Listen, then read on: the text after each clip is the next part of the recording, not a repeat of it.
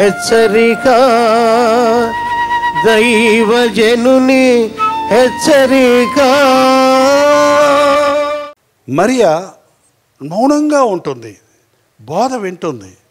బోధ వినగా వినగా వినగా ఆమెకి యేసు ప్రభువు మీద ఇంకా విలువ పెరుగుతుంది. ఆయన గొప్పతనం ఎరుగుతుంది.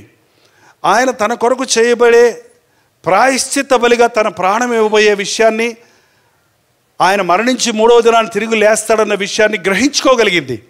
కాబట్టే మౌనంగా కూర్చొని మెదలకుండా ఉన్న ఆమె మౌనంగానే ఏం చేసిందో తెలుసా అండి? అచ్చజటామాంసి అంటే చాలా విలువైనటువంటి అత్తరు. ఆ రోజుల్లో ఈ అచ్చజటామాంసి అది ఎంత కాలం నిలవ ఉంటే అంత స్ట్రాంగ్ అవుతుంది. అది అమ్మితే చాలా డబ్బు వస్తుంది, చాలా విలువైంది అది. ఒకవేళ వాళ్ళ తల్లిదండ్రులు ఆమె పెళ్లి కోసం దాన్ని ఎత్తిపెట్టారు కాబోలు, ఆమెకున్న ఆస్తే అది. ఆ విలువైన అచ్చజటామాంసి తీసుకొచ్చి ఆయన పాదాల దగ్గర దాన్ని పగ్గల కొట్టేసింది. ఆ ఇల్లంతా అత్తర వాసనతో నిండిపోయింది. ఆ సనుగుడోడు ఒక ఆయన ఉన్నాడు, యోధా ఇస్కరియోతు గారు. ఆయన దగ్గర డబ్బులు సంచి ఉందంట. ఇప్పుడు ఆయన ఎందుకు ట్రస్టర్ చేశాడో యేసు ప్రభు నాకు అర్థం కాదు. నాకు అదే అర్థమైంది ఇప్పుడు. ఆయన కూడా మ్యానుఫ్యాక్చరే, చాలా ఆలోచన చేసే వ్యక్తి, చాలా జాగ్రత్త పరుడే, చాలా ఒబ్బిడి చేసేవాడే, అప్పుడప్పుడు దొంగతనం కూడా చేసేవాడు. మళ్ళీ ఏంటంటే ఒకసారి దొంగతనం చేస్తే మొత్తం పట్టుబడతానని కొంచెం కొంచెం తీసేవాడంట తెలియకుండా.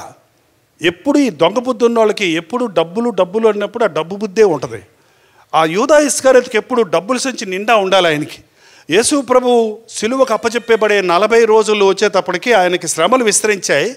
అందరూ వ్యతిరేకం తిరిగాడు, ఎవరు కానుకలు పడలేదు. అందులో సంచి ఖాళీగా ఉంది. ఇక్కడ పెద్ద స్తుతికూటం జరుగుతుందని వచ్చాడు పాపం. ఏంటి స్తుతికూటం? ఇక్కడ చచ్చిపోయిన లాజరు తిరిగి లేచాడు కాబట్టి పెద్ద కానుక వస్తుందని ఎదురు చూస్తున్నాడు పాపం యూదా ఇస్కరియోతు.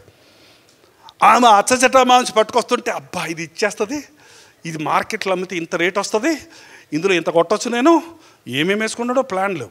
ఆమె పట్టుకొచ్చి యేసు ప్రభు పాదాల దగ్గర ఇచ్చేస్తుంది అనుకుంటే బల్లురు పగలగొట్టింది. అది పగలగానే ఏనుకుంటే పగిలిపోయింది. వెంటనే ఆగలేక యూదా ఇస్కరియోతు, ఈ నష్టం ఎందుకు, ఇది అమ్మే బీదలకు యుద్ధం కదా అన్నాడు. ఏమంటే నీకెందుకు అనొచ్చు మరియ కావాలంటే, నీకెందుకు, నాది నేను ఇచ్చుకుంటే నీకెందుకు, నువ్వు నోరు మూసుకో యోధా ఇస్కరియోతు అనొచ్చు. కానీ మాట్లాడతలేదు ఆమె.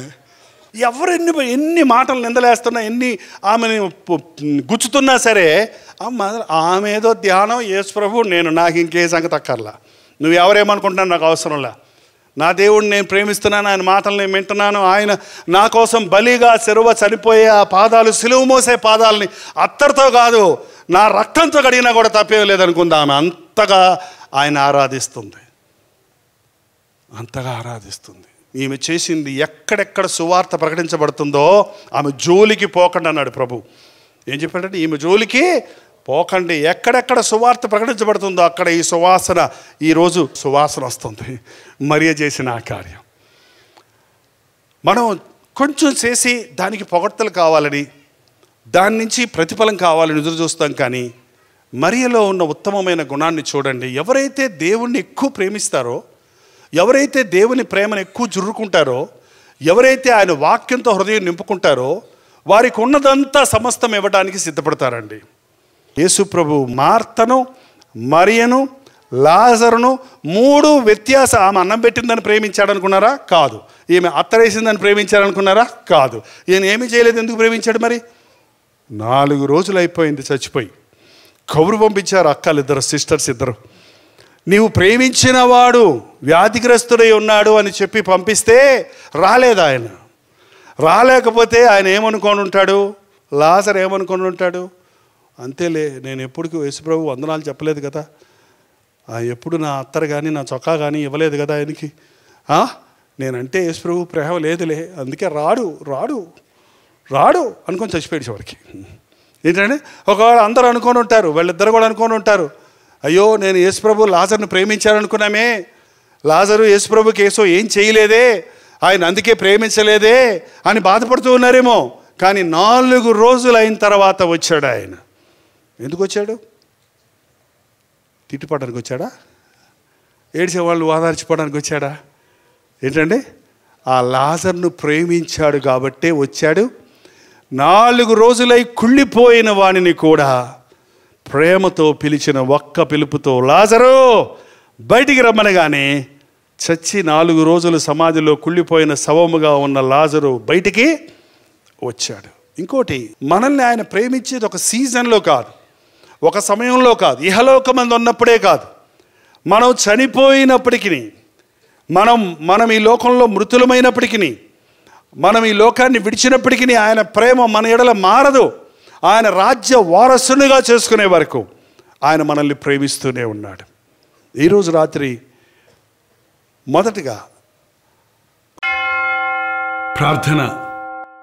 పరిశుద్ధుడా, ప్రేమగల తండ్రి, చేతులెత్తిన నీ బిడ్డలను చూడు నాయన. వారి హృదయాలలో చేసిన తీర్మానాలను చూడు ప్రభువా.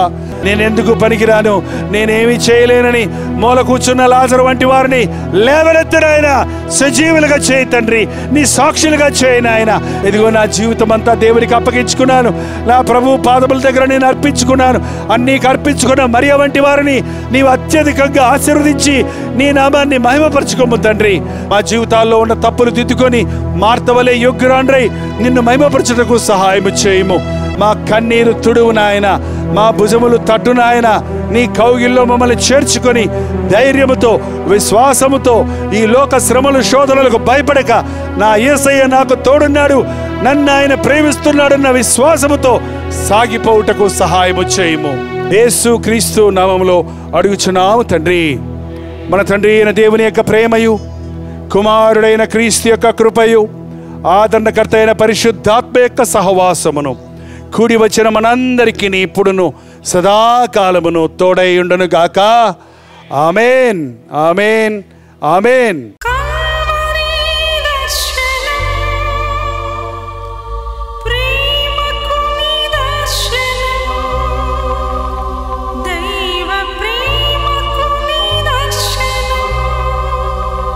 తెలుగు, తమిళ, హిందీ, మలయాళం, బెంగాలీ, ఒరియా అనే 6 భాషల్లో టెలివిజన్ ప్రోగ్రామ్స్ కొనసాగుతూనే ఉన్నాయి. భారభరితమైన పరిచయంలో మీరు సహకరించాలని ఆశిస్తే, ప్రభు మిమ్మల్ని ప్రేరేపిస్తే మీ విరాళాలు, కానుకలు డాక్టర్ జై ఫౌండేషన్స్ అనే ట్రస్ట్ నెంబర్కి మీరు పంపించవచ్చు. అవి నేరుగా టీవీ ఛానల్స్కి వెళ్తాయి. అందులో ఏది మేము మా సొంత పరిచయం కొరకు ముట్టుకోవటం లేదు, వేరే పరిచయం కొరకు ముట్టుకోవటం లేదు. టెలివిజన్ పరిచయలో ఇంకా సువార్త అనేది వారికి అది అందించాలని ఆశతో ఒక 20 సంవత్సరాలుగా కొనసాగుతున్న పరిచయం కొరకు ప్రార్థించండి, మీ సహకారాన్ని అందించండి. ఈ విషయం మీకు ఇంకా వివరాలు కావాలంటే 89393939 అనే నెంబర్కి మార్నింగ్ 10 నుంచి ఈవినింగ్ 10 లోపల మీరు ఫోన్ చేయండి. వివరాల గురించి తెలియజేస్తాను.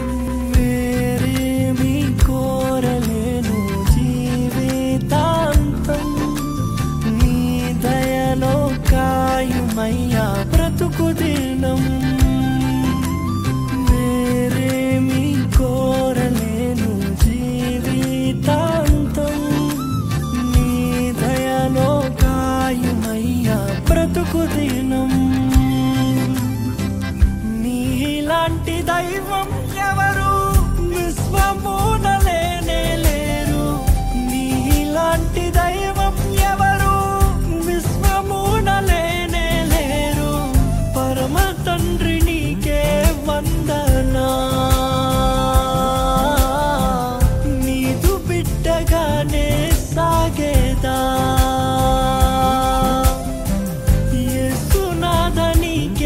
వందనా, జీవితాంతం నీకై బ్రతికేదా.